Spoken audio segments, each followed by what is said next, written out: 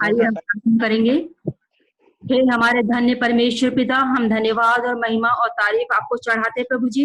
एक और सुंदर समय आपने हमें दिया आपकी महिमा प्रशंसा करने के लिए। आपके चरणों के निकट में हमें आपने लेके आया प्यारे पिता परमेश्वर। विशेष करके प्रभु परमेश्वर आज की इस बाइबल अध्ययन को, अपने आप को और जितने लोग प्रभु जी इसमें शामिल होते हैं, हर एक को विशेष करके आपके पवित्र दास को आपके हाथों में हम समर्पित करते हैं। हमारा यहाँ एकत्रित होना, आपके वचनों से सुनना प्रभु जी हमारे लिए, हमारे जीवन के लिए प्रभु जी, हालेलुया परमेश्वर, हमारी आत्मिक जीवन के लिए प्रभु जी उन्नति का कारण होने दीजिए। जितने प्रभु जी वचन हम सुनते प्रभु जी, और भी अपने आप को समर्पण करते हुए दीन और नम्र होके प्रभु जी, हलीमी के साथ प्रभु जी आपके नजदीकी में बने रहने के लिए हमें सहायता मदद कीजिए प्रभु जी। हमने प्रभु जी जितने वचन सुने इन दिनों परमेश्वर पिता, हालेलुया प्रभु जी, आपके दूसरे आगमन से लेके प्रभु जी न्याय तक परमेश्वर, हमारी सुनवाई तक प्रभु जी, और हमें मन फिराने की जरूरत है प्रभु जी। जहां जहां प्रभु जी, जिस जिस जगह में प्रभु जी हम कमजोरी की अवस्था में पाए जाते हैं, जहां जहां जहां प्रभु जी हमें सुधार की आवश्यकता है प्रभु जी, उन तमाम जगहों में परमेश्वर हमें सुधारिए प्रभु जी। और भी हमें पिता परमेश्वर आप दृढ़ करे परमेश्वर, हम इस संसार में छोड़ दिए जाने के लिए नहीं प्रभु जी, लेकिन परमेश्वर हम आपके आगमन की बाढ़ जोते हुए प्रभु जी आपके साथ उठा लिए जाने के लिए हमें सहायता मदद करे प्रभु जी। संसार से अलग रहते हुए प्रभु जी एक अलगदाई का जीवन बिताते हुए परमेश्वर, हमारे जीवन के द्वारा केवल आपको हम प्रकाशित करने पाए प्रभु जी।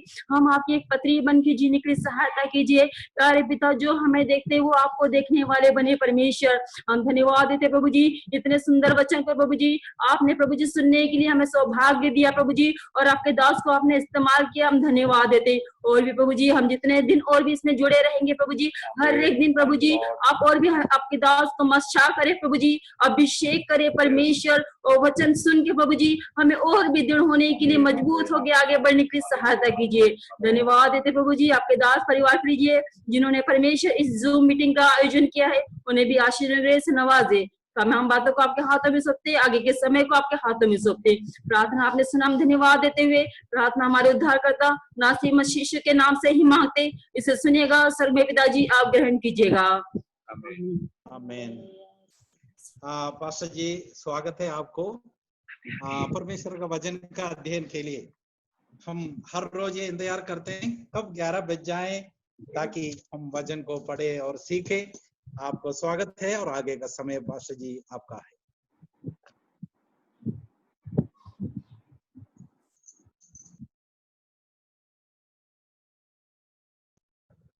म्यूट है पास्टर जी, म्यूट है।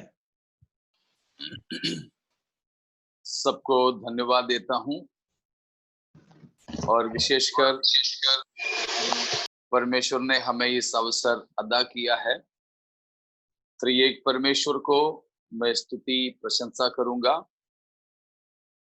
और तमाम परमेश्वर के सेवक लोग और परमेश्वर के तमाम पवित्र जन, आप सबको मसीही वंदना पेश करता हुआ प्रभु के वचनों में हम प्रवेश करेंगे। पिछले 2 दिन से हम अंतिम न्याय की सुनवाई के विषय में मनन कर रहे हैं। उसमें हर एक व्यक्ति को अपना पाप क्या है और उस पाप के लिए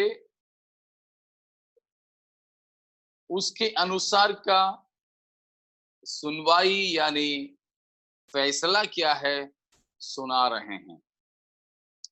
तो प्रकाशित वाक्य 21 अध्याय के 8वें पद के अनुसार 8 तरह के पापी हम पाते हैं। हमने पिछले दिनों में देखा कि डरपोक लोग हैं, अविश्वासी हैं, घिनौने हैं, और हत्यारे और व्यभिचारी। और आखिरी में हम देख रहे थे मूर्ति पूजक। तो 6 प्रकार के पाप या पापियों के बारे में हमने देखा, और उन्हीं बातों में अपन खुद का फैसला भी करते जाएं कि इनमें से किसी में हम शामिल है या नहीं। यदि इन किसी में हम अभी भी शामिल है तो बपतिस्मा, चर्च जाना, प्रभु भोज में भाग लेना कोई मतलब के नहीं है। हम दंड के योग्य उसके बावजूद भी बनते जाएंगे। इसीलिए हमारे जीवन परखते जाना, समझना कि हमारे जीवन में अगर सुधार की जरूरत है तो सुधार करते जाना। ठीक है, तो आगे हम चलेंगे। एक बार फिर उस वचन को पढ़िएगा, 21:8 प्रकाशित वाक्य। परंतु डरपोकों और अविश्वासियों और घिनौनों और हत्यारों और व्यभिचारियों और टोहनों और मूर्ति पूजकों और सब झूठों का भाग उस झील में मिलेगा जो आग और गंधक से जलती रहती है। यह दूसरी मृत्यु है। तो उसमें एक छूट गया, वो है टोने लोग, जादू टोना करने वाले। कल हमने पढ़ा पहला सामुएल 15:23 में, उसकी भी परिभाषा हमें मिलते हैं। जो बलवा करना भावी कहने वालों से पूछने के बराबर पाप है। तो जादू टोना हमको लगेगा, हम खुद ही जादू टोना करने के समान पाप में फंसेंगे यदि हम बलवा करने वाले हों तो। उसके लिए हमने पिछले दिनों में पढ़कर परमेश्वर के वचन से देखे थे, कल भी हमने देखा। तो हम खुद ही जाकर जादू टोना करने की जरूरत नहीं, दूसरा कोई जादूगर हमारे लिए जादू करने की भी जरूरत नहीं, या हमारे जो दुश्मन कहलाने वाले किसी से कुछ करवाने की भी जरूरत नहीं। हम लोग तो अक्सर बोलते हैं ना, किसी ने कुछ किया है, किसी ने कुछ किया है। अक्सर हमें सुनने को मिलता है, किया है, करवाया है, तभी तो ऐसे होता है, वो तो वैसे भी करवाता है। लेकिन यहाँ पर हमें मिलता है कि कोई हमारे विरोध में कुछ करें, करवाएं, मतलब नहीं, हम खुद ही अपने विरोध में करते करवाते हैं। कैसे? परमेश्वर से बलवा करते हुए। एक बार और उस वचन भी पढ़िएगा, 15:23वां वचन, पहला सामुएल। देख, बलवा करना और भावी कहने वालों से पूछना एक ही समान पाप है, और हट करना मूर्तों और ग्रह देवताओं के पूजा के तुल्य है। तूने जो यहोवा की बात को तुच्छ जाना, इसीलिए उसने तुझे राजा होने के लिए तुच्छ जाना है।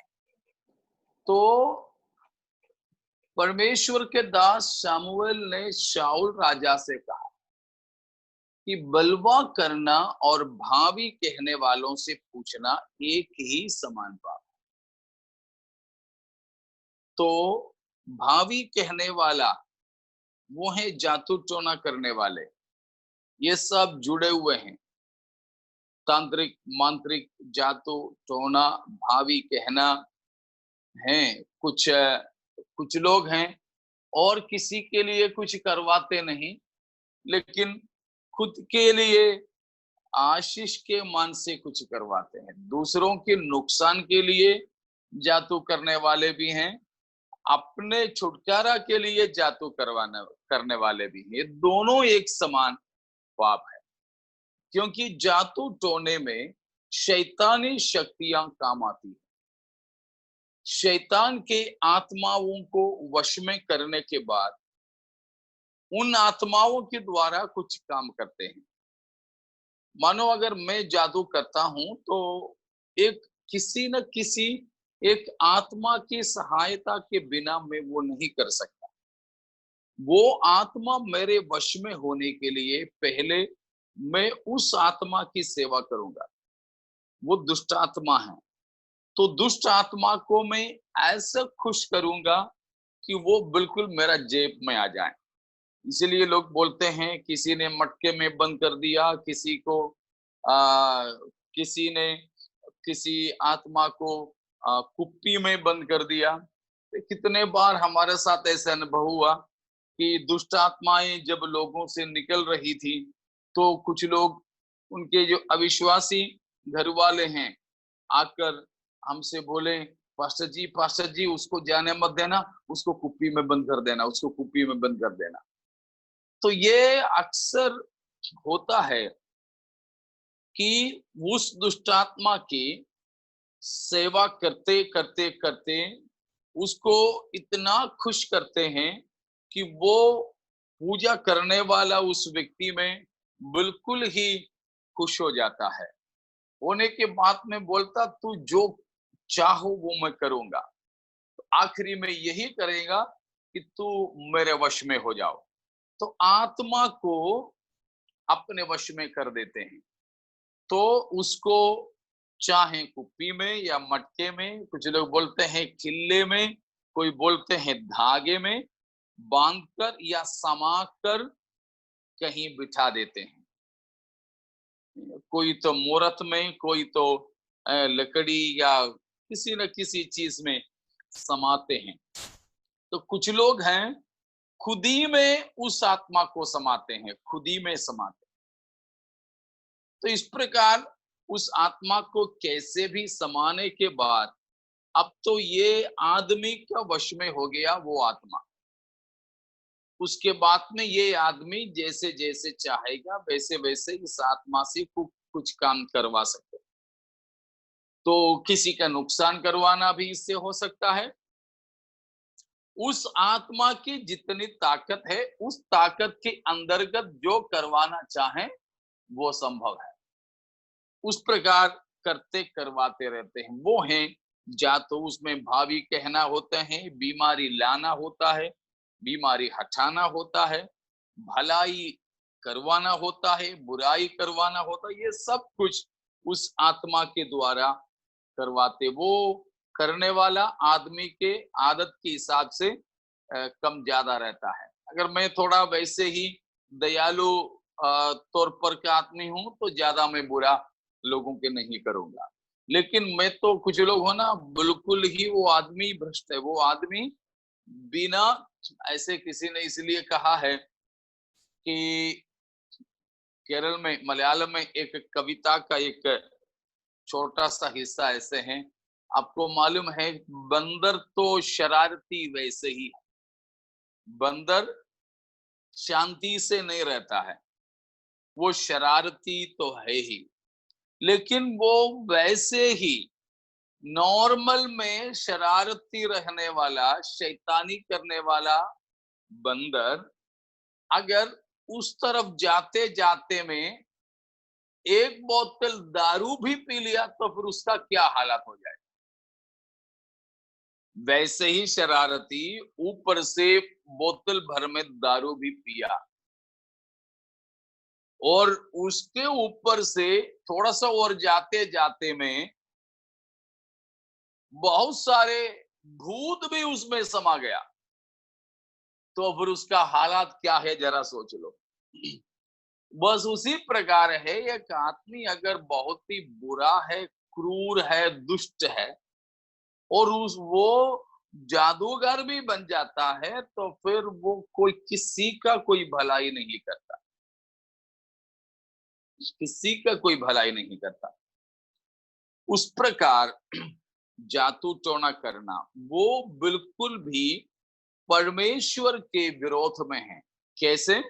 एक तो शैतानी शक्तियों से यह सब कुछ होता है।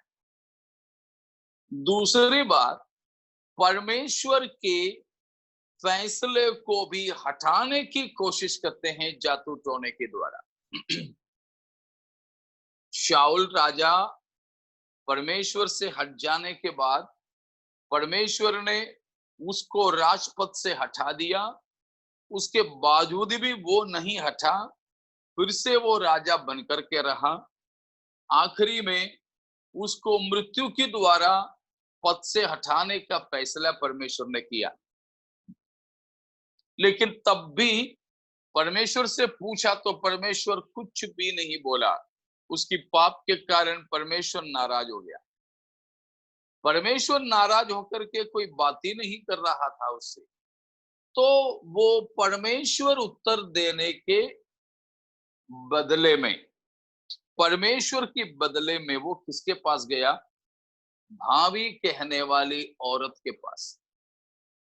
तो परमेश्वर की विधि, परमेश्वर के व्यवस्था, परमेश्वर के फैसला को हटाने के लिए भी वे किसकी सहारा लेते हैं? दुष्ट आत्माओं की। इसीलिए जातू टोना परमेश्वर के पवित्रताई के एकदम विरुद्ध में है, और परमेश्वर ज्योति और ये जातू टोना, ये सारी चीजें अंधियारे, इसीलिए दोनों किसी भी रीति में मेल नहीं खाए। इसी वजह से जातू करना कराना, टोना करना कराना एक समान पाप। तो प्यारों, भावी कहना है मेरा ये अच्छा होगा, मेरा वो अच्छा होगा, ये कुछ भी जानना है तो परमेश्वर से ही हमें पूछना है। तो अभी भी मुझे नहीं पता, शायद विश्वासियों के अंदर भी ऐसे लोग रहते हैं, भावी जानने के लिए, भविष्य के बारे में जानने के लिए बहुत से उपायों को ढूंढते हैं। कहीं कहीं अभी तो शायद कम है या ना है, रेलवे स्टेशनों में वजन तोलने वाले मशीन होते थे। पहले 1 रुपया डालते तो आपका वजन कितना है बोलता था। उतना सही नहीं होते थे, लेकिन मेरा भी जीवन में हुआ ऐसी घटना, मैं खुद भी किया करता था। और बहुत से ऐसे लोगों को मैंने देखा कि 1 रुपया जाए तो जाने दो, वजन से हमें मतलब नहीं, लेकिन वो एक टिकट जैसा था, उसके पीछे लिखा रहता था कि हमारे बारे में क्या होता है, कैसा आदमी है, भविष्य में क्या होगा, बस वो जानने के लिए बराबर बराबर जब भी रेलवे स्टेशन जाते थे तो वजन कराते थे 1-1 रुपया देकर।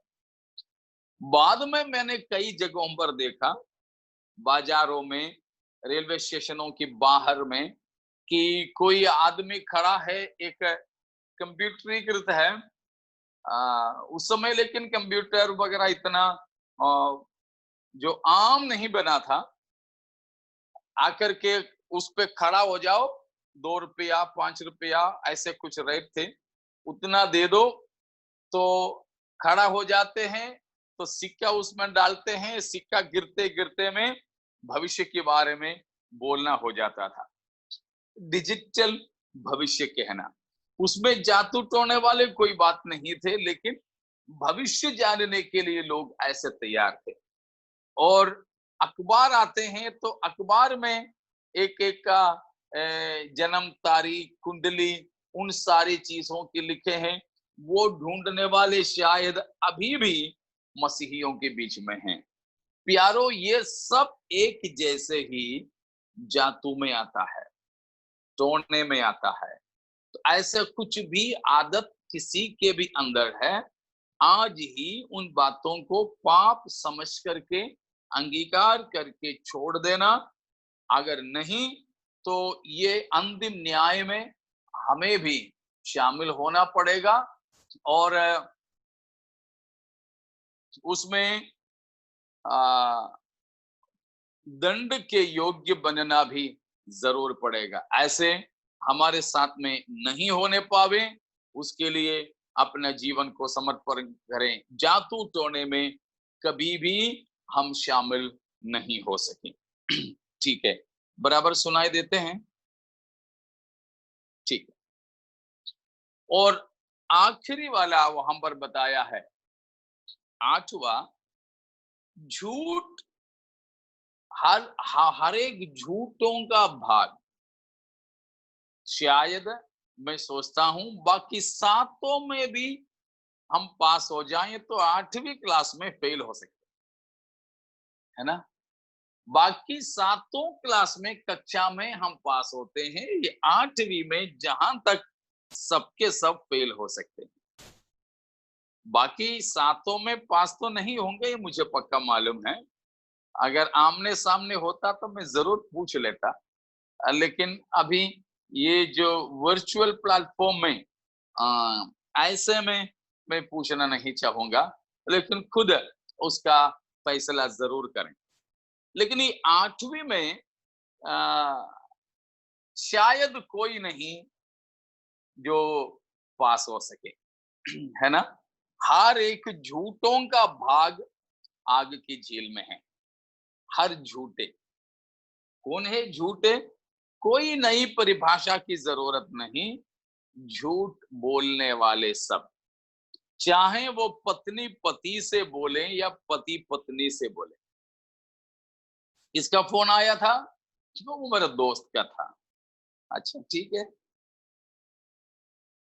वो कौन था? वो मेरे साथ में पढ़े हुए। कुछ लोगों के मोबाइल में तो नाम ही तो जो कॉन्टैक्ट में नाम भी तो किसी सहेली की डाल के रखी है, लेकिन आवाज सुने तो पता चलता है कि सहेली का नहीं है,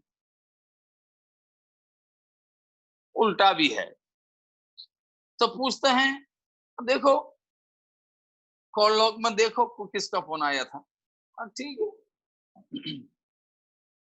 आज लेट क्यों हो गया?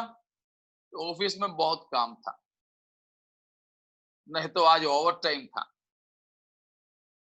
बोल दिया, शायद मान भी लिया सामने वाले, लेकिन पति पत्नी से, पत्नी पति से, बच्चे लोग आपस में, या पापा मम्मी से, स्कूल में, पास्टर विश्वासी से, विश्वासी पास्टर से, जैसे भी कुछ नहीं तो हम बाइक चला के जा रहे हैं, अभी की हिसाब में तो हेलमेट नहीं रखा तो भी चलता है, मास्क नहीं पहना तो पुलिस वाले से झूठ बोल दिया, अरे साहब मैं पहना था, गाड़ी चला रहा था तो उड़ गया बोल। हाँ, थोड़ा सा लूज था और काम नहीं थे तो नया खरीद नहीं पाया, थोड़ा पुराना था, हवा में तो उड़ गया। तो छोटी छोटी सी बातें भी क्यों न हो, कभी कभी ऐसे होते हैं, पुलिस वाला ने आपको रोक दिया, बाइक वाले को रोक दिया, बिना हेलमेट के जा रहे थे, तो तुरंत ही रोकते रोकते ही वो तो ऐसे टेढ़ा बैठने लग गया। बोले क्या हो गया भाई? तो मुझे ना तो गर्दन में थोड़ा सा तकलीफ है, स्पॉन्डिलाइटिस की बीमारी है, तो हेलमेट नहीं रख सकता, इसीलिए हेलमेट नहीं रखा। पुलिस वाला पूछता है तुमसे हेलमेट किसने मांगा? आगे कुछ घटना हो रहा है इसलिए मैंने तुमको यहाँ रोका है, हेलमेट के लिए, हेलमेट की चेकिंग नहीं हो रहा है। देखो ये तो हमारी आम बात हो गई। आप मुझे ये बताओ कि हमको सच बोलना आसान है कि झूठ बोलना आसान है? आसान कौन सा है? अक्सर तो ये शादियों में जैसे बोलते हैं, आपकी चुप्पी से हम तो ये समझ लेते हैं कि आप सहमत हैं। तो ठीक वैसे ही होता है, इससे हम जान सकते हैं हमको झूठ बोलना बहुत ही आसान है, बहुत ही आसान है। लेकिन यहाँ प्रभु का वचन स्पष्टता से कहा है कि झूठों का भाग कहाँ मिलेगा? आग की झील में, आग और गंधक जलने वाले उस झील में मिलेगा जो दूसरा मृत्यु है। इसीलिए प्यारो हम झूठ नहीं बोले। आप बोलोगे तो सच ही बोलो, सारे सच भी बोलने की जरूरत नहीं, वो तो मूर्खता है। आप जो भी जानते हैं वो सब कुछ बोलते चलोगे तो वो मूर्खता है, वो मत करना, बुद्धू मत बनना, ठीक है। भोले बनो लेकिन बुद्धू नहीं बनो। अब बहुत सारे लोग चाहें तो वो बड़ा चतुर है, नहीं तो इतने भोले हैं कि वो बिल्कुल ही मूर्ख बनकर चलते। ये दोनों नहीं चाहिए।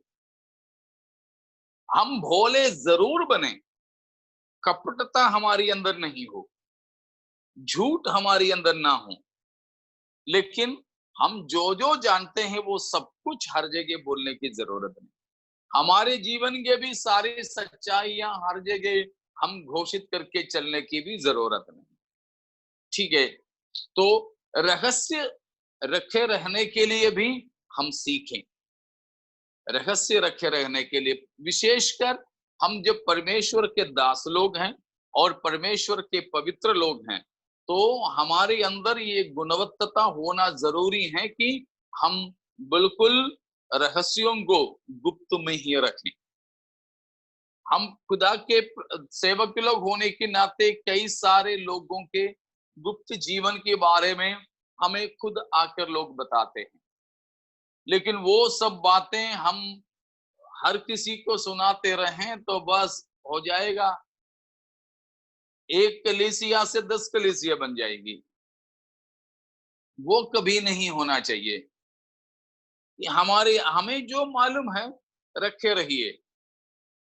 कोई पूछे जानते हैं क्या, बस आपको क्या मतलब, वहां पर हमको चतुर बनना चाहिए उत्तर देने में। प्रभु यीशु मसीह के पास में आकर फरीसियों ने, यहूदियों ने पूछा, तुम किस अधिकार से ये सारे काम करते हो? यीशु मसीह ने बोला, ठीक है, मैं भी तुमसे पूछता हूं, यूहन्ना की बपतिस्मा स्वर्ग से था या मनुष्यों से था? लोग खुजाए, अगर ये बोलेंगे तो ये, वो बोलेगा तो वो, तो जाकर बोले हमको नहीं मालूम। यीशु मसीह ने बोला, तो मुझे नहीं मालूम नहीं कहा तो मैं भी तुम्हें नहीं बताता।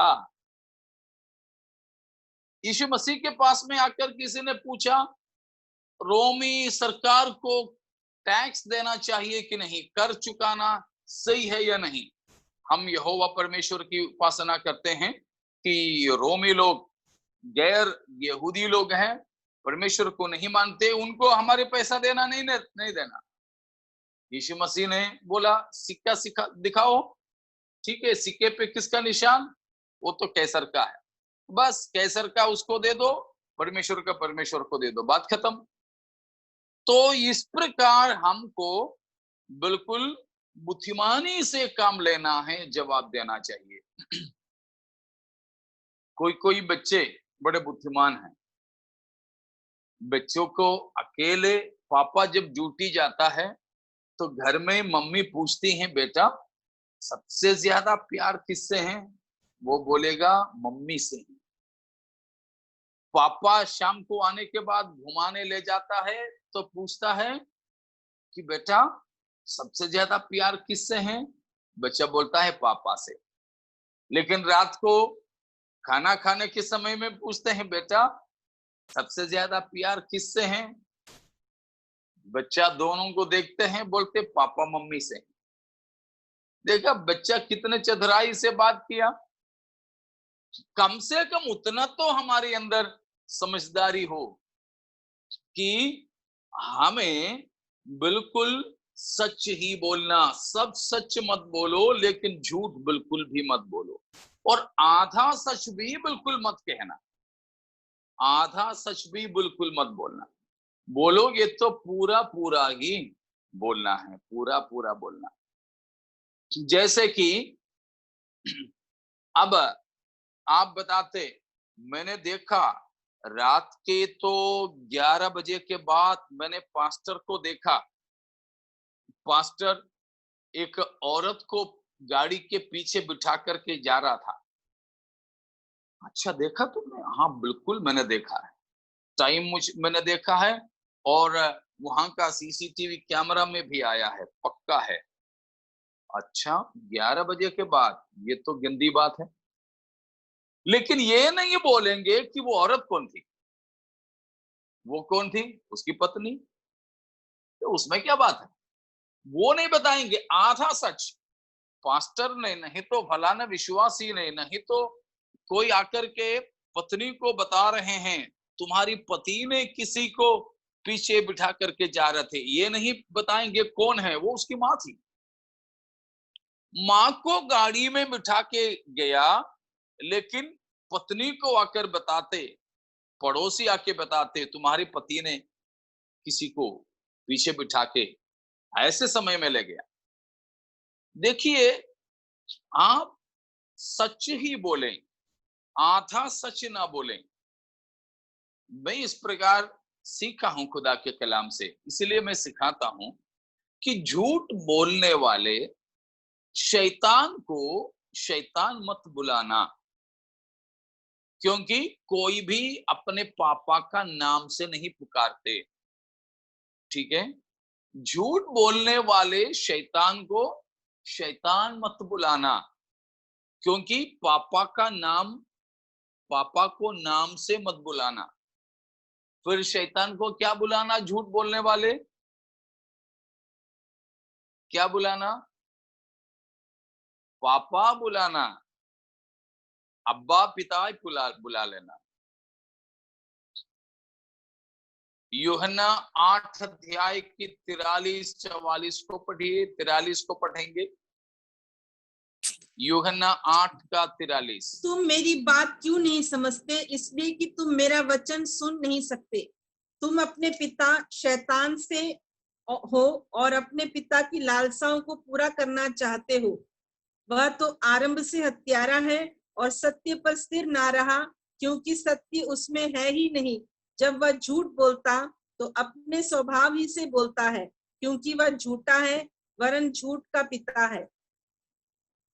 तो ये वचन में स्पष्ट तरीके से बताया कि तुम्हारे पिता शैतान से हो, और वो झूठा भी है, झूठ का पिता भी है। तो झूठ बोलने वाले सबके बाप है शैतान। प्यारो, इसलिए ये पाप हमारे अंदर नहीं होना। हमारे परमेश्वर का वचन सत्य वचन है, और हमारे परमेश्वर सत्य है।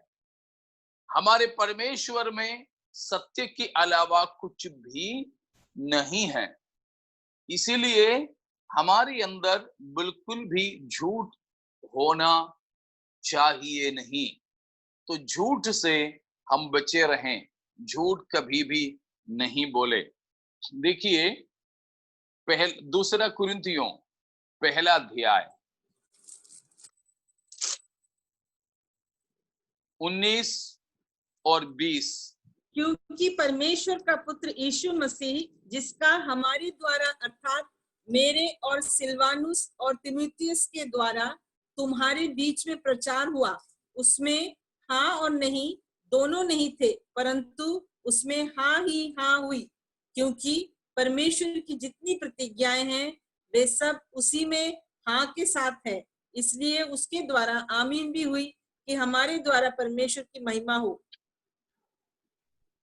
पौलुस प्रेरित कहता है कि मैं और सिलवानोस तुम्हारे बीच में काम करते थे, सेवकाई करते थे, और उस समय में हमने कभी हाँ और कभी ना नहीं कहा। इसीलिए प्रभु यीशु मसीह की भी बात यहाँ पर लेकर पौलुस ने बताया, अरे प्रभु यीशु मसीह भी जब संसार में थे तो कभी हाँ और कभी ना नहीं थे, हाँ ही थे। बिल्कुल हमारे जीवन में भी यही होना बहुत ही जरूरी है। तो इससे बढ़कर कुछ भी हमारे अंदर नहीं होना चाहिए।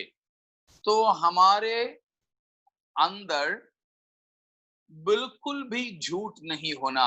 कुलुसियों की पत्री, तो कुरिन्थियों में से हमने देखा हम हाँ बोले तो हाँ ही होना, उससे बढ़कर कुछ नहीं होना। अब कुलुसियों 3 अध्याय उसका 9वां पद। एक दूसरे से झूठ मत बोलो, क्योंकि तुमने पुराने मनुष्यत्व को उसके कामों समेत उतार डाला है।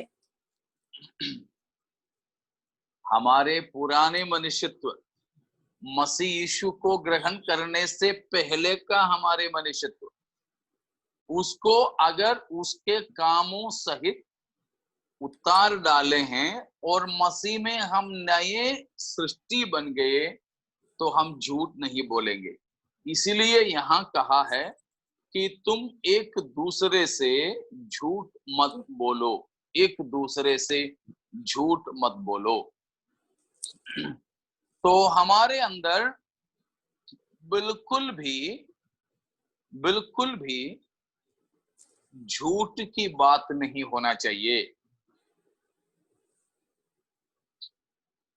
बहुत से ऐसी पत्नियां भी हैं, पति तो काम से आता है, नहाने धोने बाथरूम जाता है, उस बीच में जेब पूरा जांच लेती है, पूरा जेब को जांच लेती है, उसमें से पैसा है तो हटा भी देंगी, और मोबाइल फोन ढूंढती हैं, किस किस का फोन आया, किस किस को मिस किया।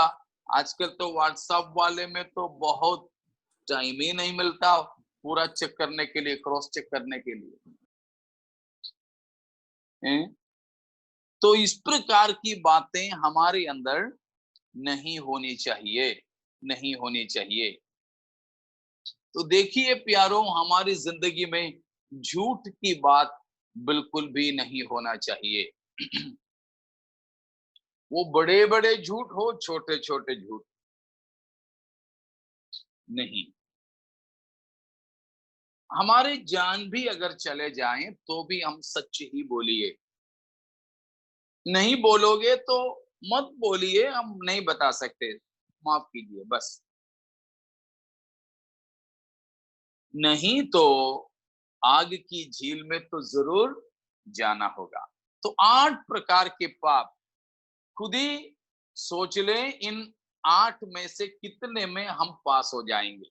हमें मत बताइए, लेकिन आप खुद को जरूर बताएं, इन 8 में से कितने में हम पास हो जाएंगे। ठीक है, अब उसी का 22 अध्याय, प्रकाशित वाक्य ही 22 अध्याय में हम चलें।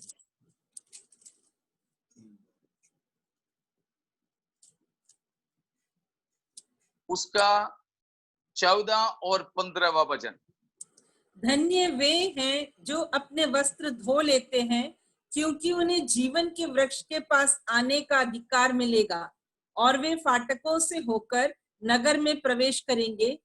पर कुत्ते और टोहने और व्यभिचारी और हत्यारे और मूर्ति पूजक और हर एक झूठ का चाहने वाला और गढ़ने वाला बाहर रहेगा।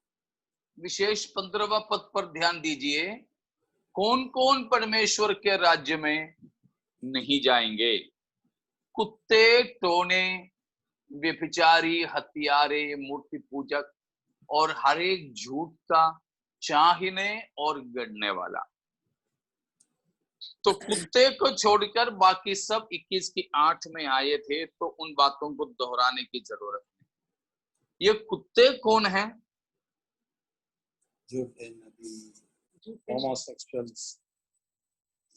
कुत्ते, शायद हम पहले कौन कौन प्रभु के राज्य में जाने के लिए हमको क्या करना है बताए, उस समय हम मनन किए थे। फिर भी एक बार और देखें, दूसरा पत्रस, दूसरा अध्याय,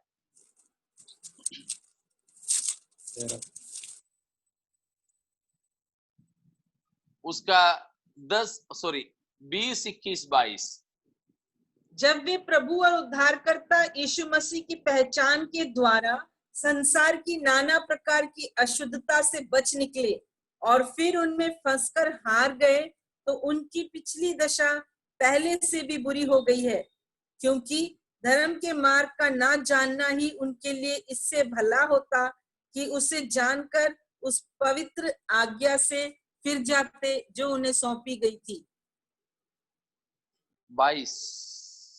उन पर यह कहावत ठीक बैठती है कि कुत्ता अपनी छांट की ओर और नहलाई हुई सुअरनी कीचड़ में लौटने के लिए फिर चली जाती है। यहां कुत्ते की परिभाषा मिलते हैं। प्रकाशित वाक्य 22 की 15 में बताया हुआ कुत्ता शाब्दिक तौर पर 4 पैर और पूंछ वाले कुत्ते नहीं हैं, हमें मालूम है, परंतु अभी पत्रस प्रेरित ने यहां बताया कौन है कुत्ता? हमारे सरल भाषा में पिछलापन में गया हुआ एक विश्वासी, पीछे हट गया एक विश्वासी। प्रभु यीशु मसीह के बारे में जानने के बाद, मसीह की पहचान के द्वारा पाप और अशुद्धता के काम या रास्ते को त्याग दिया, संकल्प ले लिया। अच्छा सा जब एक प्रचार सुना तो भावुक होकर के निर्णय ले लिया। एक हफ्ता चला, उसके बाद पहले जैसा ही हालात में वापस गए। वो हैं मसीह के भक्ति के कारण, वचन की सच्चाई जानने के कारण, पाप की रास्ता, अशुद्धता की रास्ता को त्यागा हुआ व्यक्ति बाद में किसी भी कारण उन्हीं रास्तों को वापस ले लेता है, ले लेती है, तो वो कुत्ता अपनी छांट की ओर, सुवर्णी नहलाए जाने के बाद कीचड़ की ओर जाने के बराबर है। ऐसे कुछ भी हमने प्रभु की उपस्थिति में छोड़ने के बाद वापस ले लिया है, किसी भी पाप की बात, किसी भी अशुद्धता की बात, एक बार मसीह की भक्ति के कारण त्याग दिया, लेकिन उसके बाद उसको फिर से ले लिया, तो वो कुत्ता के बराबर हो गया, सुवर्ण की बराबर हो गए। ऐसों को प्रभु के राज्य में प्रवेश नहीं है। इसीलिए हमने जो संकल्प लिया, जो निर्णय लिया, जो डिसीजन हमने लिया, उसी में हमें बने रहना है। उसके लिए बहुत ही अच्छा सा दृष्टांत है न्यायियों की किताब में। एक न्यायी है, यिप्ताह नाम का व्यक्ति, यिप्ताह। उसने लड़ाई में गया तो एक निर्णय लिया था, परमेश्वर अगर मुझे शत्रुओं पर विजय दिला दे तो मैं वापस आते समय जो सबसे पहले मेरे नजर में आएगा उसे मैं होम बलि चढ़ाऊंगा।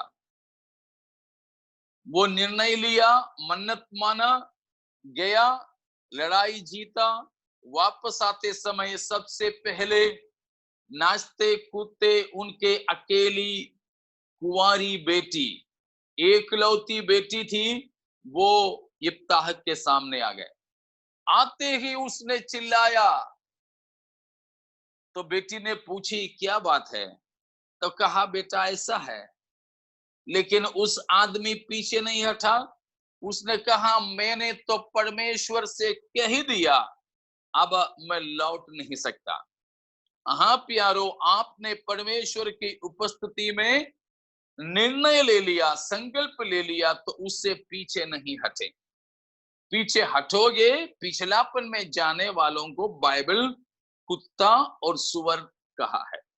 हमको इसीलिए कुत्ते नहीं बनना है और सुअर भी नहीं बनना है। हमको आगे ही आगे जाते जाना है। जैसे पिछले एक दिन में मैंने आपको बोला था, हमारी गाड़ी वो गाड़ी है जिसमें पीछे जाने की गियर नहीं होता है, आगे ही आगे जा सकते हैं। बैलगाड़ी जैसे हैं जो आगे ही आगे जा सकती, पीछे नहीं जा सकती। मोटर गाड़ी नहीं है जो पीछे जा सके। हमारी मसीही जिंदगी, इसीलिए बिल्कुल भी हमको पाप में अपना जिंदगी नहीं बिताना है और पिछलापन की जिंदगी में हमें नहीं जाना है। निर्णय में हमें स्थिर रहना, नहीं तो फिर हम आग की झील के योग्य बन जाएंगे। ये नहीं होना चाहिए।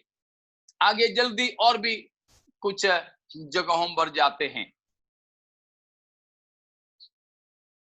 फिर से हम देखिए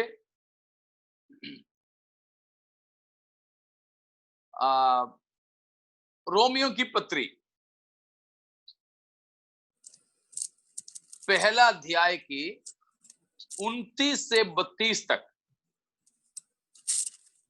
रोमियो इसलिए वे एक सब का प्रकार एक का 29 से 32 तक। तो ध्यान देना, गिन लेना कितने प्रकार के पाप वहां पर जिक्र किया गया है। हाँ जी, पढ़ लीजिए अभी। इसलिए वे सब प्रकार के अधर्म और दुष्टता और लोभ और बैर भाव से भर गए, और डाह और हत्या और झगड़े और छल और ईर्ष्या से भरपूर हो गए, और चुगलखोर, बदनाम करने वाले, परमेश्वर से घृणा करने वाले, दूसरों का अनादर करने वाले, अभिमानी, ढींग मार, बुरी बुरी बातों के बनाने वाले, माता पिता की आज्ञा ना मानने वाले, निर्बुद्धि, विश्वासघाती, माया रहित और निर्दय हो गए। वे तो परमेश्वर की यह विधि जानते हैं कि ऐसे ऐसे काम करने वाले मृत्यु के दंड के योग्य है, तो भी ना केवल आप ही ऐसे काम करते हैं, वरन करने वालों से प्रसन्न भी होते हैं। कितने पाप मिले गिने आपने? कितने 21 प्रकार जी? 21 21। उनमें से आप देख लेना, इनमें से एक एक करके हम लोग मनन करते जाना तो मुश्किल है। तो लॉकडाउन अपने वैसे भी खुल तो गया है, लेकिन आगे कितने भी दिन रहें तो भी हमें कम पड़ेगा। इसलिए मैं अब केवल गिनती देकर ही छोड़ रहा हूं, बाकी आप खुद ही कर लेना। तो यहाँ 21-22 प्रकार के पापों के बारे में बताया है। तो ये सब पाप करते हैं, और करते ही नहीं, करने वालों में प्रसन्न भी होते हैं। ऐसे ऐसे काम करते भी और करने वालों में प्रसन्न भी होते हैं। चाहे हम एक्टिवली पाप करें या पैसिवली करें।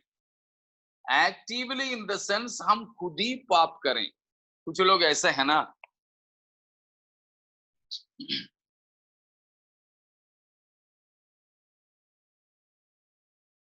फास्टिंग का समय है, फास्टिंग के समय में हम खाना नहीं खाते ना? नहीं खाते, नहीं खाते, एक्टिवली हम नहीं खाते, लेकिन खानों के बारे में याद आता है। और फास्टिंग के बाद में क्या बनाना है, क्या खरीदना है, क्या खाना है, ये फैसला करते हैं। हाँ, तो फास्टिंग के समय में हम खाना नहीं खाते हैं, एक्टिवली नहीं खाते हैं, हम ही लेकर के नहीं खाते, चखते तो नहीं, लेकिन हम पैसिवली हमारे विचारों में, भावनाओं में, हमारी कल्पनाओं में तो बढ़िया बढ़िया खाना बनाते हैं और टेस्ट करते हैं। ये ऐसे हम भूखे रहकर पैसिव पाप करने से अच्छा था आप तो फास्टिंग ही मत करो, खाना ही तो खा लो। ये तो धोखा दे रहे थे, ये बिल्कुल भी नहीं होना चाहिए। मेरा साथ भी ऐसे हुआ करता था, लेकिन परमेश्वर की आत्मा ने मुझे समझाया, सिखाया ये पाप है। क्योंकि फास्टिंग तो मैं लेता था खूब पहले, बचपन से लेकर, लेकिन उपवास के उन दिनों में जब अब मीटिंग चल रहे होंगे, गाने चल रहे होंगे, प्रार्थना चल रहे होंगे, मैं तो मन में यही सोच के बैठा हूं, अब कितना दिन और, उल्टी गिनती कब हो जाएगा। और फास्टिंग के बाद में क्या क्या बनाना है, क्या क्या योजना बनाना, और मम्मी को बताना, मम्मी ऐसे ऐसे ये वो चाहिए मुझे फास्टिंग के बाद में बना देना। तो इतना दिन भूखे रहे हैं तो मम्मी वो बना के खिलाती थी। तो प्रार्थना में भी मेरा मन तो खाने पे लगा है, नाम है फास्टिंग, उपवास। अभी भी समझ में तो आता है बहुत से लोगों के वही फास्टिंग की तरीका है, ये गलत है, ये पाप है। उसका नाम पैसिव फीस्टिंग, एक्टिव फास्टिंग, ठीक है ना? एक्टिवली तो हम फास्ट ले रहे हैं, लेकिन पैसिवली फीस्टिंग, दावत ले रहे हैं। नहीं होना चाहिए। इसी प्रकार बहुत विश्वासी हैं, एक्टिवली पाप नहीं करते लेकिन पैसिवली करते हैं। अखबार भी मिल जाते हैं तो कुछ लोग तो वही खबर पढ़ना पसंद करते हैं जहां कोई हत्या हुआ या कोई ऐसे अपराध हुआ, कोई कुकर्म हुआ, उन्हीं खबरों को पढ़कर मजा आता है उनको। पैसिव कमिटिंग ऑफ सिंस नहीं होना चाहिए। तो यहां पर 21-22 प्रकार के पाप करने वाले होते हैं, लेकिन कुछ ऐसे भी लोग हैं करने वालों से प्रसन्न भी होते हैं। नहीं, आप ढूंढ के देखें इनमें से कितने हमारे जीवन में हैं। फिर चलिएगा, मैंने कहा ना अभी एक एक करके उठा के बताना समय के हिसाब से हमारी वश की बात नहीं है। मरकुस की सुसमाचार 7 अध्याय 21 से 23 तक, 20 से लेकर ही पढ़ लीजिएगा, 20 से 23 तक, मरकुस 7 20 से 23 तक। फिर उसने कहा, जो मनुष्य में से निकलता है वही मनुष्य को अशुद्ध करता है, क्योंकि भीतर से अर्थात मनुष्य के मन से बुरे उधर भी गिन लीजिएगा, उधर भी गिन लीजिएगा कितने हैं। हाँ, पढ़ लीजिए। बुरे बुरे विचार, व्यभिचार, चोरी, हत्या, परस्त्रीगमन, लोभ, दुष्टता, छल, लुचपन, कुदृष्टि, निंदा, अभिमान और मूर्खता निकलती है। ये सब बुरी बातें भीतर ही से निकलती है और मनुष्य को अशुद्ध करती है। यहाँ कितने बात मिला हमको? 13 बातें हैं। तो गिन लेना, पूरा मिलाकर भी कितने पापों के बारे में बताया। किसी किसी पाप इधर भी उधर भी लिखा होगा, वो आप एक लिस्ट बना देना बाद में अपनी पढ़ाई के लिए, हमको नहीं दिखाना। आप एक तालिका बना लेना कितने प्रकार के पाप हैं, और ये ढूंढते रहें कि उनमें हमारे अंदर कितने हैं। यहां प्रभु यीशु मसीह ने स्वयं कहा कि हाथ बिना धोए खाना खाओगे तो हो सकता है कोरोना अंदर चला जाए, बाकी स्वर्ग से उसका कोई मतलब नहीं। लेकिन भीतर से अंदर, भीतर से बाहर आने वाली पाप, हमारे मन ही मन में हम पालने वाले कोरोना से भी बड़ा खतरनाक कीटाणु हैं। ये 13 प्रकार के पाप, कुछ न कुछ तो हम हर किसी के अंदर पाए जाएंगे। इन सारे लिस्ट जब हम लेंगे तो पूरा नेगेटिव आना चाहिए, ठीक है। इन सभी लिस्टों में हमको नेगेटिव निकलना चाहिए। प्रकाशित वाक्य 21 के 8 हमने देखा, 22 का 14-15 देखा, ठीक है। उसके बाद हम कुलुसियों में जाके देखे, कुरिन्थी में जाके देखे, अब रोमियो पहले अध्याय में देखे, और अब मरकुस 7 की 20 से 23 तक भी देखे।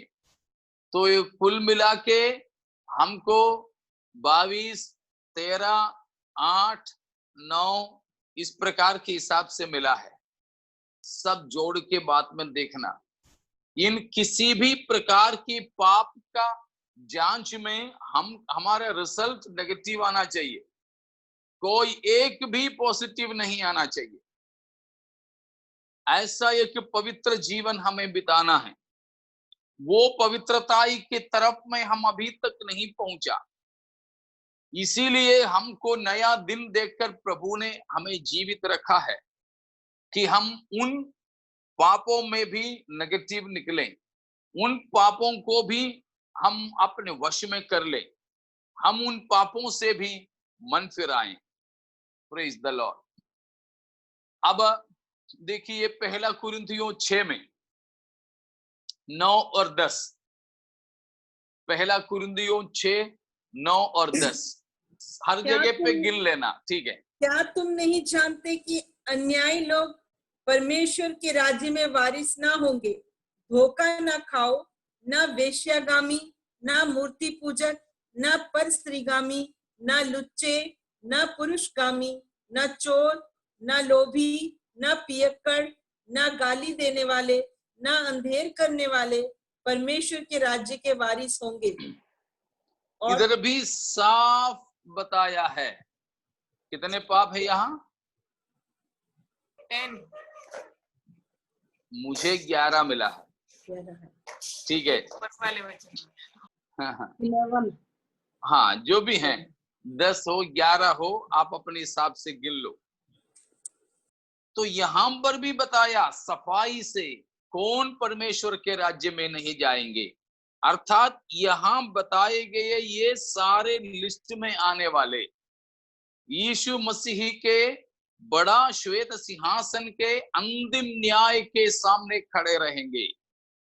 वे आग की झील में डाल दिए जाएंगे। कौन पास्टर कौन विश्वासी कुछ नहीं देखेगा। ये सब प्रकार के पापों से हम नेगेटिव निकले तो ठीक, नहीं तो प्यारों प्रभु के राज्य में हमें जाना मुश्किल है। यह सुनकर के को डरना नहीं, ऐसे है तो कौन जा सकते हैं। जरूर एक पवित्र जन की जिंदगी इन सब पापों से बिल्कुल हटकर होंगे, इन पापों के बिना होंगे। अगर कुछ होता भी बीच में तो तुरंत ही वो प्रभु के पास जाकर उसके लिए समाधान करते हैं, मन फिराते हैं और पवित्र बन जाते हैं। इसलिए बिल्कुल हमको सावधान रहना है। अब फिर चलिए गलातियों 5 का 19 से 21 तक। उधर भी हाँ, शरीर के काम तो प्रकट है, अर्थात व्यभिचार, गंदे काम, लुचपन, मूर्ति पूजा, टोना, बैर, झगड़ा, ईर्ष्या, क्रोध, विरोध, फूट, विधर्म, दाह, मतवालापन, लीला क्रीड़ा और इनके जैसे और काम है। कितने मिले? 18 मिला, 15 है, 15 है। यहाँ 15 प्रकार के पाप शरीर के काम के तौर पर बताया है। इन शरीर के कोई भी काम हमारे अंदर नहीं होना बताया है। पवित्र आत्मा के द्वारा हम शरीर के कामों पर काबू पाना है। उसका 15-16 भी पढ़ लीजिएगा। पर यदि तुम एक दूसरे को दांत से काटते और फाड़ खाते हो तो चौकस रहो कि एक दूसरे का सत्यानाश ना कर दो।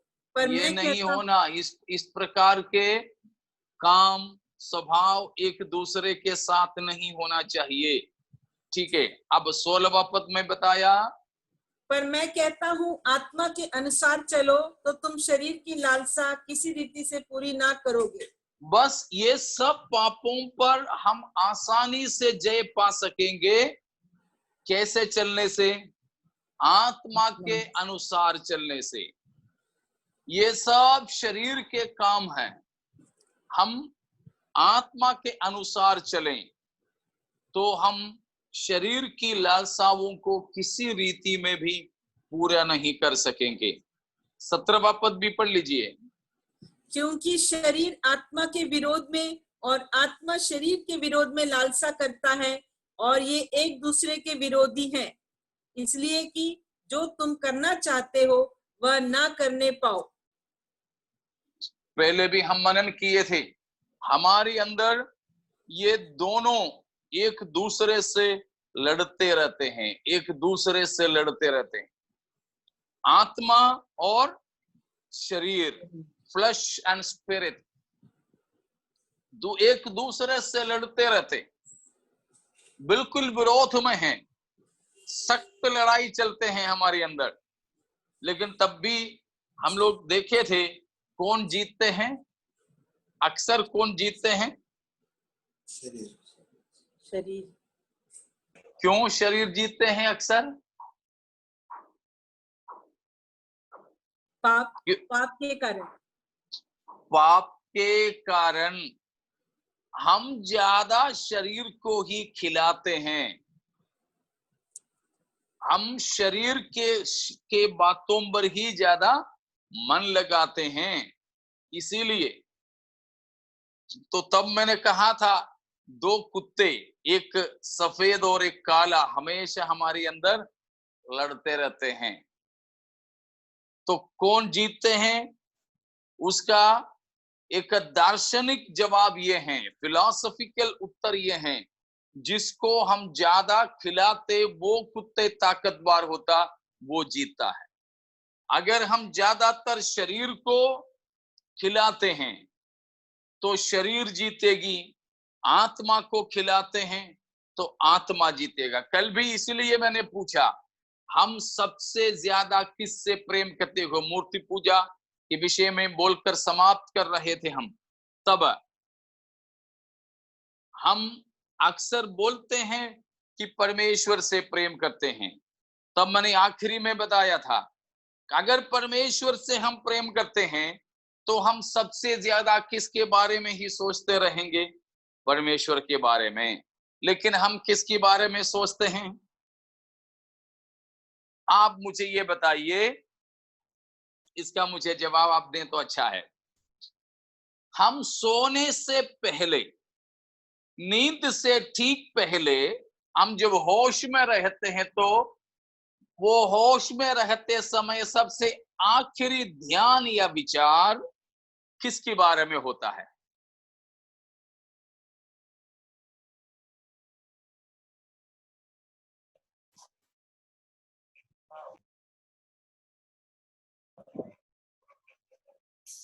क्वेश्चन समझ में आ गया ना? वालों के बारे हैं किसके? घर वालों के बारे में सोचते हैं। घर वालों के बारे में। सारे घर वाले तो उसमें शामिल है ना? बच्चे, स्पेशली बच्चे। हाँ हाँ, कुछ लोग बच्चों के बारे में हैं, कोई जीवन साथी के बारे में है, कोई दिन भर की किसी काम। देखिए, उसमें से समझ में आता है। क्रिस्टी ने कल क्या जवाब दी थी? सबसे ज्यादा प्यार प्रेम किससे है? परमेश्वर से कि बच्चों से? परमेश्वर से। बिल्कुल नहीं। हाँ, अगर परमेश्वर, ये तो हम बोलते हैं, यही झूठ बोल रहे हैं, क्योंकि हर किसी से पूछो तो बोलते ये, हाँ सबसे ज्यादा परमेश्वर से। झूठ। प्रथम स्थान में तो है ही नहीं परमेश्वर, दूसरे स्थान में भी नहीं, तीसरे स्थान में भी नहीं।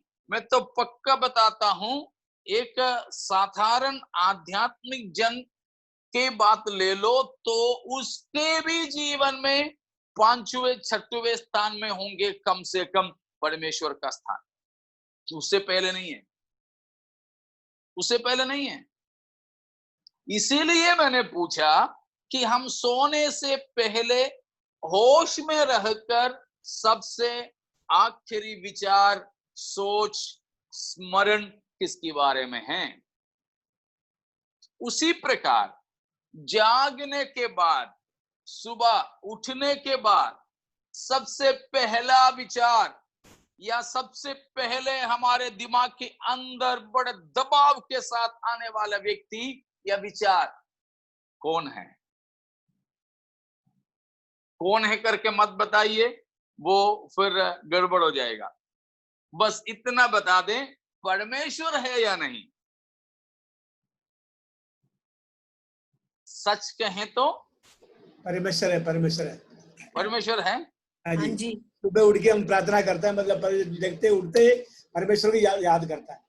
पास्टर जी, सुबह लगभग सभी का विचार वो होगा, लेकिन रात को अलग। रात को पेरिनल जीवन में होगा, रात को अलग है, सुबह सुबह ठीक है। उसमें तो बात ये भी होता है कि कुछ साल पहले किसी ने मुझसे ये प्राथमिकता की बात पूछा, तो मैंने उनसे ये कहा कि प्राथमिकता की बात में, कि जैसे आपने अभी कहा सुबह उठने के बाद सुबह उठने के बाद शायद सबसे पहले हम वहीं बिस्तर में ही बैठे बैठे धन्यवाद धन्यवाद करेंगे, ठीक है। तो उस प्रकार है तो शायद परमेश्वर के बारे में हम सोचे नहीं तो बिना सोचे भी तो प्रार्थना करते होंगे। ये सच बात है ज्यादा कि दिमाग में उतना वो बात नहीं आई परमेश्वर, लेकिन सुबह हमने ऐसा एक ओरिएंटेशन, एक सीख रखा है कि सुबह प्रार्थना करना, प्रार्थना के साथ शुरू करना। लेकिन वो प्रार्थना कितने टाइम का होता है? जहां तक वो तो बिल्कुल शटल सर्विस होगा, है ना। वो जहां तक तो पैसेंजर सर्विस होगा, एक्सप्रेस सर्विस नहीं होगा। पैसेंजर सर्विस तो हर स्टेशन में रुक कर करके थोड़े से दूरी जाते हैं।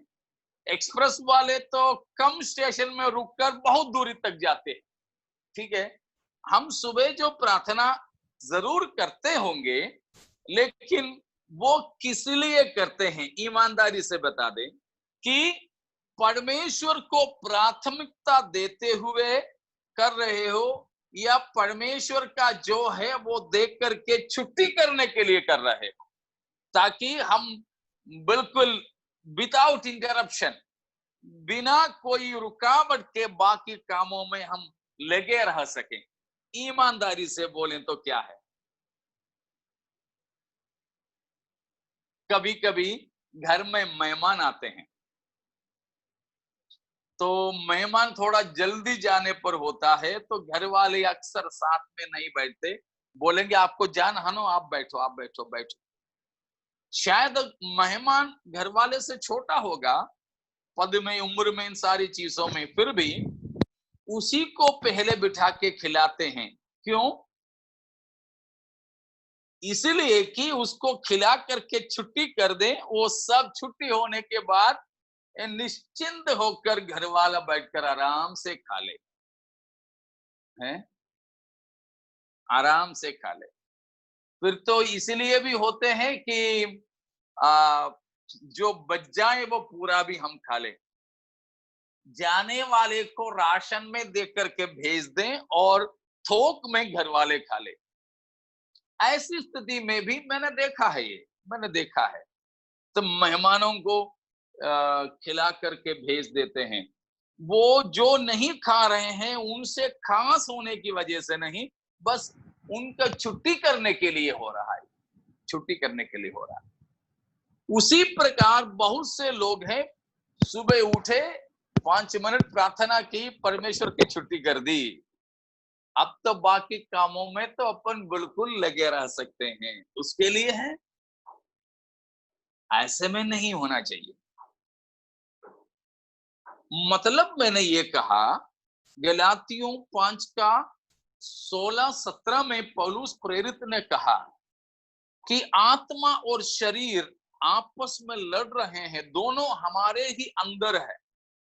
शरीर का मतलब है अंग्रेजी में जो फ्लश बोलते हैं, ये बाहरी फिजिकल बॉडी शरीर के बारे में नहीं बता रहे, लेकिन इसके अंदर शारीरिक अभिलाषा और वासना वाले एक शरीर है, उसके बारे में बता रहे हैं। वासना, तो उन वासनाएं आत्मा की अभिलाषाओं से हमेशा लड़ते रहते हैं, हमेशा मुक्के मारते हैं, एक दूसरे के खिलाफ है। लेकिन कौन जीतते हैं वो किस पर निर्भर रहता है? हम जिसको ज्यादा खिलाते हैं। हम कैसे आत्मा को खिला दें? आत्मा को खिलाने की कोई खाद पानी मिलता है क्या? वो परमेश्वर का वचन है। सबसे ज्यादा वचन केवल पढ़ने से भी नहीं, हमारी मन तो उसी में लगे रहने से होता है। पहले भी एक बार हमने पढ़ा हुआ वचन है, फिर भी एक बार और पढ़िएगा, रोमियो की पत्री में से 13वां अध्याय, रोमियो 13वां अध्याय में हम चलेंगे, ठीक है। उसके साथ में वहां बताया हुआ पापों की लिस्ट भी हम ले लेते हैं, 13 का 13, 14। जैसा दिन को शोभा देता है वैसा ही हम सीधी चाल चले, ना कि लीला क्रीड़ा और पियक्कड़पन में, ना व्यभिचार और लुचपन में और न झगड़े और डाह में, वरन प्रभु यीशु मसीह को पहन लो और शरीर की अभिलाषाओं को पूरा करने का उपाय ना करो। इधर भी कितने बातों के बारे में हमने देखा है? 6 प्रकार के पाप, ठीक है। और आखिरी में क्या बताया है? प्रभु यीशु मसीह को पहन लो। उसके बाद कहा है शरीर की अभिलाषाओं शरीर की अभिलाषाओं के पूरा करने का उपाय ना करो। उपाय ना करो, उपाय ना करो। हिंदी में वो उतना साफ मुझे नहीं लग रहा है, लेकिन मलयालम में वो बहुत ही अच्छे से दिया है। वो ये है, മോഹങ്ങൾ ജനിക്കുമാറ് ജഡത്തിനായി കൊണ്ട് ചിന്തിക്കരുത്, अभिलाषाएं उत्पन्न होने लायक शरीर के लिए सोच विचार मत करना। अंग्रेजी में लिखा है, put a stop to thinking about the evil cravings of your physical nature to gratify its desires or lusts. शरीर की वासना रूपी अभिलाषाओं को पूरा करने के लायक शरीर के उसको कैसे शरीर की अभिलाषाओं को कैसे पूरा करें, उसके लिए उपाय मत करते रहना, उपाय मत करते रहना। प्यारो, हमारे मन कभी भी स्वस्थ नहीं है, विचार करते रहते हैं। यहां तक नींद में भी हम सो रहे होंगे, लेकिन हमारे मन तो तब भी चालू है। जानबूझ के हमारे मन के अंदर हमें अच्छी अच्छी बातें लाना है। केवल अच्छी बातें ही नहीं, ईश्वरीय बातों से हमारे मन को भरना चाहिए। ईश्वरीय बातों से हमेशा हम जब भी खाली बैठे तब उन हर समय में परमेश्वर के विचार हमारे अंदर भर जाना चाहिए। एक आध्यात्मिक जन का अवस्था ये है, एक सच्चे आत्मिक जन के विचार, सोच, चाहत, कल्पना, ठीक है, ये सारी बातें, भावना, सब बातें परमेश्वर परमेश्वर परमेश्वर होगा। लेकिन हम ज्यादातर किस पर हमारे मन लगे रहते हैं? आत्मा पर कि शरीर पर?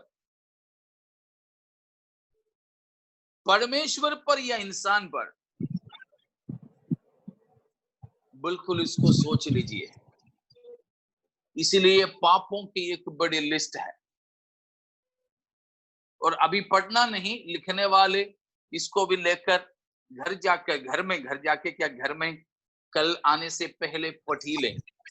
मीटिंग खत्म हो जाए, अगर जो जरूरी काम नहीं तो वहीं बैठे बैठे इन बातों को भी पढ़कर मनन करने के बाद यहां से आज उठना। कि वो ये है, इफिसियों 5 अध्याय, अभी पढ़ोगे नहीं परंतु लिखने वालों के लिए है। इफिसियों 5 की 3 से 5 तक, उधर भी 10-11 प्रकार के पापों के बारे में लिखा है। और दूसरा तिमोथी 3 अध्याय 1 से 5 तक की पद, दूसरा तिमोथी 3 का 1 से 5 तक, वहां पर भी 20 प्रकार के पापों के बारे में लिखा है। ये सब जो मोटे मोटे लिखे, उन्हीं हिस्सों को हमने लिया है, बाकी कुछ हमने नहीं लिया। और भी बहुत सारे पाप है जिसके बारे में बताया है बाइबल। ये सब हम अपने आप को जांचने के लिए इस्तेमाल करें कि ऐसा कोई पाप हमारे अंदर ना हो। सुनवाई में मसीह के बड़ा श्वेत सिंहासन के उस न्याय में सुनवाई होगा। हमारे फैसला, लोगों के फैसला सुनाने से पहले उनकी अपराध क्या है बताएंगे। ये सब बातें वहां लाए जाएंगे। इसीलिए इन हर एक टेस्ट में हमको नेगेटिव निकलना है। इनमें से कोई भी पाप हमारे अंदर नहीं आना चाहिए। हाँ, अभी की स्थिति में जरूर ये वो सब होंगे, लेकिन संकल्प लीजिए, प्रभु की सहारा कीजिए, पवित्र आत्मा की मदद मांगिए, परमेश्वर की वचन को निरंतर हमारे मन में रखे रहिए। उपवास और प्रार्थना वाले हमारे आध्यात्मिक के प्रशिक्षण के द्वारा और अनुशासन के द्वारा पाप के इन तमाम प्रकार के कामों पर काबू पाइए। अगर हम पवित्र आत्मा के सहारा लेना चाहेंगे, परमेश्वर अपने आत्मा के द्वारा हमें जयवंत करेंगे। अपनी स्व इच्छा से या हमारी विल पावर से ये संभव नहीं। हम खुद कोशिश करोगे तो नहीं होगा, लेकिन यीशु मसीह हम में जीने पाए, पवित्र आत्मा हम में कार्य करने पाए, तो ये आसानी से होगा। उसके लिए परमेश्वर से प्रेम बहुत ही जरूरी है। आइए अपने जीवन को तैयार करें, समर्पण करें प्रभु से, बिल्कुल दिल से हम चाहें, प्रभु इन तमाम पापों से मुक्त होने के लिए मुझे अनुग्रह दीजिए। एक नामधारी मसीही जीवन नहीं, एक नामधारी पेंतिकोस्त की जिंदगी नहीं, एक नामधारी सेवकाई की जीवन नहीं, परंतु सचमुच में इन सारे पापों से छूटकर एक जिंदगी बिताने के लिए अनुग्रह दीजिए। प्रभु के हाथों में अपने जीवन को समर्पण करें। इन वचनों के द्वारा परमेश्वर हमें आशीषित करें।